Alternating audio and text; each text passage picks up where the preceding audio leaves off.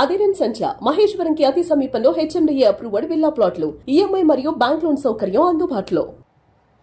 అది రాజశేఖర రెడ్డి గారు 2009 ఎన్నికలప్పుడు ఏ డే విత్ సీఎం అని ప్రోగ్రామ్ చేశారు. ఉదయం ఆయన లేచిన దగ్గర నుంచి రాత్రి నిద్రపోయే వరకు రోజంతా ఆయనతో గడిపా. ఆయన ఎన్నికల ప్రచారంలో ఉన్నారు ఇప్పుడు వరంగల్ జిల్లా అవన్నీ. సో ఆ రోజంతా ఆయనతో నేను స్పెండ్ చేశాను. సింపుల్గా ఒక 1 minute చెప్పండి ఎలా ఉంటుంది ఆయన డే? అంటే ఆ రోజు నేను ఆయనతో గడిపింది అంటే పొద్దు నుంచి రాత్రి వరకు ఫుల్ బిజీ. అందరు లీడర్లు కలిశారు, అందరితో చాలా మంచిగా మాట్లాడారు. కొండా సురేఖ్ గారి ఇంట్లోనే ఎవరింట్లోనో బ్రేక్ఫాస్ట్ లంచ్ ఏదో.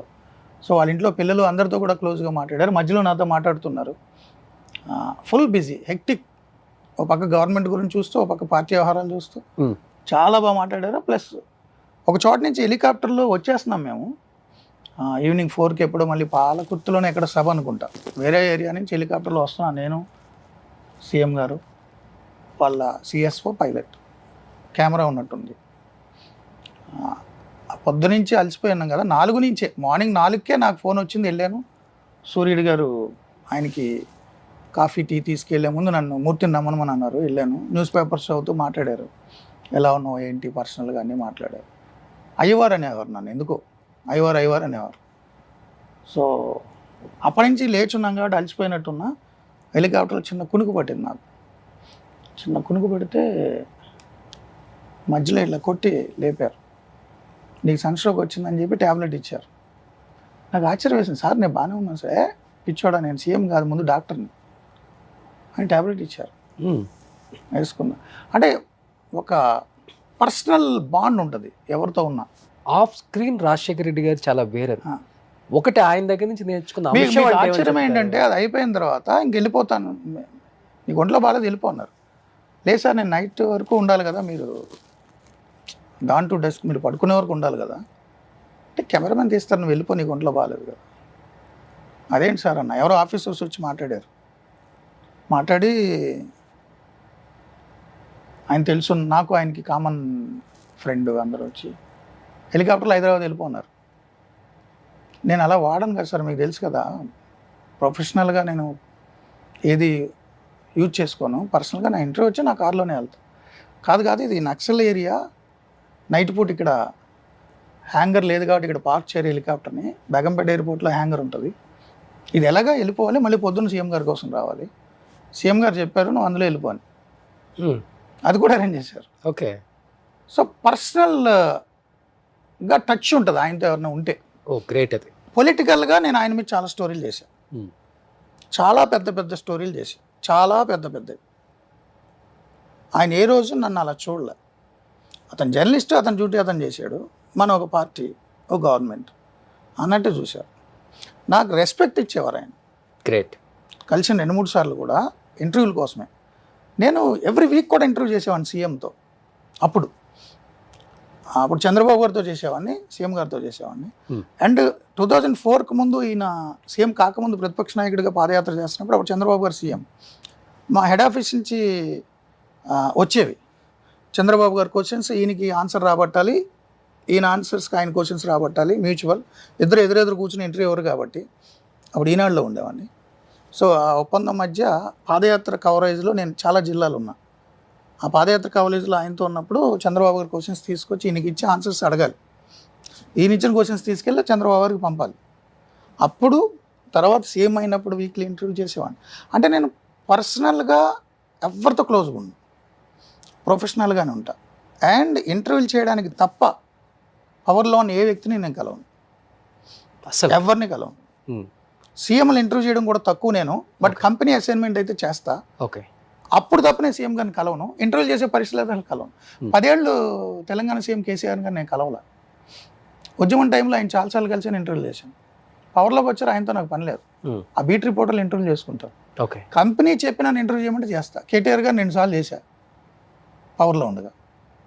ఆ 2 సార్లు తప్ప నేను ఏ రోజు కలవలేదు కేటీఆర్, నాకు అవసరం కూడా లేదు. ఆ ఇంటర్వ్యూ అరేంజ్ చేసినప్పుడు కూడా మా బ్యూరో చీఫ్ అరేంజ్ చేస్తాడు, నేను ఆయనతో మాట్లాడను. 2014-19 మధ్యలో చంద్రబాబు గారు నేను కలవలేదు, ఫోన్లో కూడా మాట్లాడలేదు, నాకు అవసరం లేదు. జగన్మోహన్ రెడ్డిని కలిసారా ఎప్పుడు? కలవలేదు నేను, అవసరం లేదు నాకు. ముఖ్యమంత్రులతో, అధికారంలో ఉన్న వాళ్ళతో నాకు అవసరం లేదు. అధికారం లేనప్పుడు అధికారం లేనప్పుడు అంటే నేను ఎన్టీవీలో 14-19 లేరు కదా. నేను ఎన్టీవీలో ఉన్నప్పుడు నాకు విజయసాయి రెడ్డి గారు ఫోన్ చేశారు, సీఎం గారు మీతో మాట్లాడమన్నారు అని. అంటే రాజశేఖర రెడ్డి గారు. సరే ఏంటి సార్ అంటే ఇంటికి రండి ఒకసారి అంటే వెళ్ళా. సీఎం గారు చెప్పారు మిమ్మల్ని సాక్షికి రమ్మన్నారు అని. సో నేను ఇక్కడ కంఫర్ట్గానే ఉన్నాను సార్, మళ్ళీ ఎందుకు రావడం. డైరెక్ట్గా సీఎం గారు ఛానల్లో పనిచేస్తున్నానంటే నేను ఆయన బాసు, నేను ఎంప్లాయీని అవుతా, నాకు అలా ఇష్టం లేదు, రాలేనన్నా. లేదు మీరు వస్తారు మీరు రండి అన్నప్పుడు జగన్ గారికి ఫోన్ ఇచ్చారు, మూర్తన్న మీరు రండి జాయిన్ అవ్వండి రేపు అన్నారు. అంతే, ఫోన్లో ఆ ఒక్కటే మాట. బట్ నేను వెళ్ళలేదు, జాయిన్ అవ్వలేదు, నాకు ఇష్టం లేదు చెప్తున్నా. సో పవర్లో ఉన్న వాళ్ళతో నాకు పని లేదు, అలాగని ప్రతిపక్షం ఉన్న వాళ్ళతో కూడా నాకు పని లేదు. బట్ డిబేట్లకు ఎక్కువ మంది రెగ్యులర్గా వాళ్ళు వస్తారు. ముఖ్యమంత్రి గారి దగ్గరికి నాకు వ్యక్తిగత అవసరాలు ఎప్పుడు లేవు, వెళ్ళలేదు. ఓకే, ఏ ముఖ్యమంత్రి దగ్గరికి వెళ్ళలేదు, వెళ్ళను. ఏ పైరవీలు చేయలేదు, అవసరం లేదుగా నాకు, ఎందుకు పైరవీలు, ఏం చేసుకోవాలి నేను?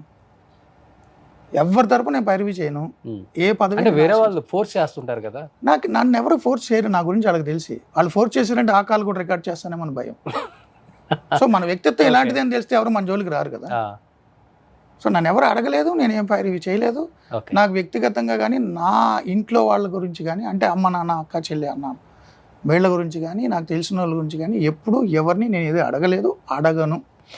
నాకు కూడా అవసరం లేదు, ఎందుకంటే నాకు వేరే ఉద్యోగం లేదు, నాకు వేరే అవసరాలు లేవు, వేరే కాంట్రాక్ట్లు లేవు, వేరే బిజినెస్లు లేవు, వేరే అవకాశాలు కూడా నాకు వద్దు. నేను వీళ్ళతో పవర్లో ఉన్న వాళ్ళతో మంచిగా వెళ్ళి వాళ్ళతో ఏ పదవులు తీసుకోను. బయట అంతా పుకారే, లైఫ్లో కూడా తీసుకోను. మూర్తి గారికి 100 కోట్లు అనేది పుకారు, మీకు తెలుసు కదా. అదే నాకు తెలుసు, బయట వచ్చేది పుకారే. మీకు తెలుసు కదా, నా ఫ్లాట్ మీకు తెలుసు కదా, తెలుసు. బ్యాంక్ లోన్ తెలుసు, నెలకి 42,000 ఈఎంఐ తెలుసు. అదొకటే నా జీవితం. నాకు ఏ ఫ్లాట్లు లేవు, ఏం ఆస్తులు లేవు. ఊర్లో నాన్న నుంచి వచ్చింది కూడా నాకు వద్దని తెలకైతే మీరు సంతకం పెట్టా. ఓకే, అది ఇంట్లో వాళ్ళు వాడుకుంటారు, మా అన్నయ్యలో అక్కలు ఎవరు చెల్లెల్లో తీసుకుంటారు. ఓకే, నాకు అమ్మా నాన్న ఇచ్చింది, తాతల నుంచి వచ్చిందే వద్దన్నా. ఓకే, ఊర్లో వాళ్ళ ఆస్తు నాకేం పని, నేనేం చేసుకోను. భూమి మీద రాసుకోండి, గవర్నమెంట్లు అక్కడ గవర్నమెంట్ ఇక్కడ గవర్నమెంట్లు రాసుకోమనండి. నా పేరుతో బ్యాంకులో ఉన్న ఫ్లాట్ తప్ప ఏదున్నా తీసేసుకున్నాను. మీకుంది లెక్కలేదన్ని గొడవలు, కేసులు, చంపేస్తావు, గాయాలు. పవర్లో ఉన్న వాళ్ళని కలవను. అండ్ ఎప్పుడు కూడా నా జీవితంలో ఏ పదవి తీసుకోను. ఓకే, అడ్వైజర్ లాంటి పోస్టులు కూడా తీసుకోను. ఓకే, ఏది వద్దు. ప్రభుత్వం నుంచి వచ్చే అవార్డులు కూడా నేను తీసుకోలేదు. ఆఫర్లు వచ్చినాయి ఎప్పుడన్నా, చైర్మన్ కానీ ఎమ్మెల్సీలు కానీ జర్నలిస్ట్ కోటాలో? అసలు నాతో ఎవరు మాట్లాడరు అలా. నేను ఓపెన్గా ఇలా చాలాసార్లు చెప్తున్నా కదా, ఎవరు అడుగుతారు నన్ను? నా జీవితంలో ఏ పదవి ఆశించను, ఏ పదవి తీసుకోను, ఏ రాజకీయాల్లోకి ప్రత్యక్ష రాజకీయాల్లోకి వెళ్ళను. జర్నలిజం అనేది కూడా పబ్లిక్ లైఫ్లో ఉన్నట్టే, రాజకీయం అని కాదు, పబ్లిక్ లైఫ్లో ఉన్నట్టు. సో పబ్లిక్ లైఫ్లో ఉంటా, బట్ నేను రాజకీయాల్లోకి రాను. ప్రభుత్వం ఇచ్చే అవార్డులు కూడా నాకు వద్దు. ప్రైవేట్ వ్యక్తులు ఇచ్చే అవార్డులు కూడా నేను తీసుకోలేదు సార్ ఇప్పటివరకు. అప్లికేషన్ ఉంటుందని best journalist award, best anchor award ఎప్పుడైనా చూసారు నా పేరు మీరు? లేదు, తీసుకోను లైఫ్లో. చాలా మంది నాకు ఫోన్ చేశారు, మీ అవార్డు ఇస్తామండి, సారీ అండి, థ్యాంక్స్, మీరు రికగ్నైజ్ చేసి నాకు వద్దు. మన ఇద్దరం చాలా దగ్గరగా ఉన్నాం సార్, అందుకనే సింక్ అయింది. సో నాకు వద్దండి, ఆస్తులు వద్దు, ఏమి వద్దు, పదవులు వద్దు, ఏమొద్దు. జర్నలిజంలో ఉన్నంతకాలం ఉంటా, ఆఖరి రోజు వరకు ఇలాగే ఉంటా. జర్నలిజంలో నా లాస్ట్ షోలో కూడా నేను ఇంత ధైర్యంగా, ఇంత మీరనేటటువంటి బలుపో పొగరో ఏదో అనుకునేవ్వండి. మీరంటే రోషన్ గారు కాదు, పబ్లిక్ జనం అనుకునే, అలాగే ఉంటా. లాస్ట్ డే షో కూడా అది అయిపోయిందని నా ప్రైవేట్ జీవితం నా ఇష్టం. అలా ఉన్నారు కాబట్టి మూర్తి గారు ఇలా ఉన్నారు ఇప్పుడు. Yeah, thank you. In case channel పెట్టే అవకాశం ఏముంది? డబ్బులు లేవు నా దగ్గర, డబ్బులు లేవు. ఛానల్ పెట్టాలంటే ఛానల్ పెట్టాలంటే డబ్బులు అక్కర్లేదు సార్, డబ్బులు కావాలి. 2 కెమెరాలు ఉంటే చాలు. 2 కెమెరాలు ఉంటే చాలు అంటే అది పర్సనల్గా నా యూట్యూబ్ ఛానల్. సో అది మీరనే ఎస్టాబ్లిష్మెంట్ ఛానల్, శాటిలైట్ అయింది. మీరనే ఎస్టాబ్లిష్మెంట్, భారీ ఛానల్, 10 మందికి ఉద్యోగాలు, నా దగ్గర డబ్బులు లేవు.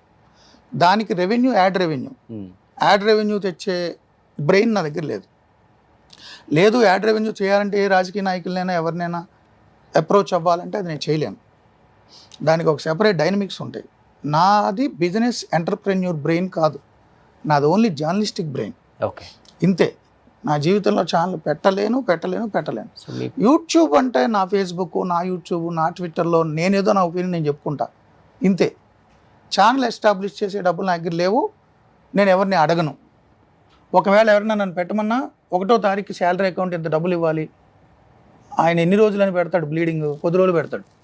ఆ తర్వాత ఆయన లేదు అది ఇది కాంప్రమైజ్ అవ్వమంటే నేను అవ్వలేను.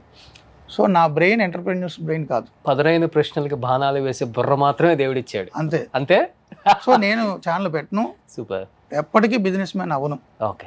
సుమన్ టీవీలో మీ పర్సనల్ అండ్ బిజినెస్ ప్రమోషన్స్ కోసం కింది నెంబర్కి కాంటాక్ట్ చేయండి.